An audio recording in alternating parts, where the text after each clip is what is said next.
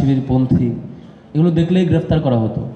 বার্ষিক ম্যাগাজিন কোথাও নিয়ে যাওয়ার অপরাধে গ্রেফতার করা হয়েছে, এরকম অসংখ্য ঘটনা আমাদের ছাত্র শিবিরের ইতিহাসে গত 10-15 বছরে 15 বছরে ঘটেছে।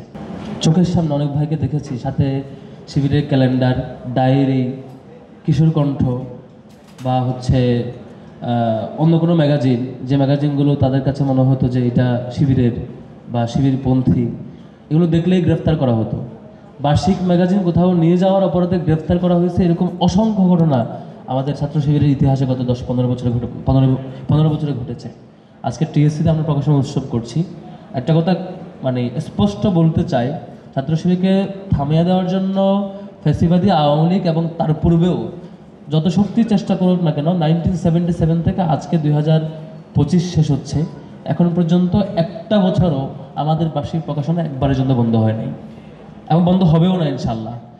ছাত্র শিবির প্রত্যেক বছর তার নিজস্ব ধারায় যত রকমের প্রকাশনা, ম্যাগাজিন, অন্যান্য বুকলেট, বই, ক্যালেন্ডার, ডায়েরি এবং অন্যান্য বইপত্র যা যা বের করার কথা, যত কঠিন পথে আসুক না কেন, আমাদেরকে গ্রেফতার করা হয়েছে, ক্রস ফায়ার দেওয়া হয়েছে। যে সময়টাতে আমাদের সবচেয়ে কঠিন সময় গেছে, যে কাউকে পেলে ক্রস ফায়ার করা হতো, ক্রস ফায়ার দেওয়া হতো, তখনও আমাদের কোনো প্রকাশনার কাজ, কোনো ধরনের কাজ বন্ধ হয় না। আজকে এখানে এসে ঠিকেছি, আমরা টিএসসিতে এসে, আজকে টিএসসিতে যে প্রকাশনা উৎসব সবাই আসছেন, সবাইকে মিডিয়া সহ সবাইকে সাধুবাদ জানাচ্ছি।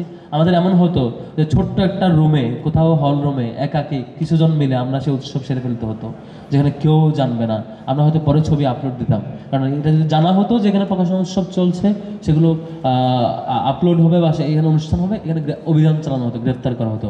আমরা আলহামদুলিল্লাহ একটা বড় পথ পাড়ি দিয়ে আসছি। ডাকসু, জাকসু, রাকসু, চাকসু, 4টা বিজয়ের মধ্য দিয়ে 4টাতে আমাদের ছাত্র শিবিরের প্রতি কী ফিডব্যাক আমরা পেয়েছি, শিক্ষার্থীদের ফিডব্যাক আমরা দেখতে পেয়েছি।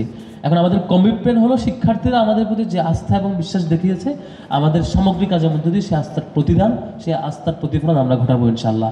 কিন্তু গত কিছুদিন ধরে আমরা লক্ষ্য করছি, আমরা যে পাশেই যাই না কেন, যেদিকেই করি না কেন, যে কাজেই করি না কেন, কারো না কারো কলিজায় লাগে, কারো না কারো আশাহত হয়, কষ্ট পায়, তারা সমালোচনা করতে চায়। তারা শুধু সমালোচনা না, এত নগ্নভাবে সমালোচনা করে তাদের কাছে মনে হয় ছাত্র শিবির যাই করবে তারই তার বিরোধিতা করা উচিত।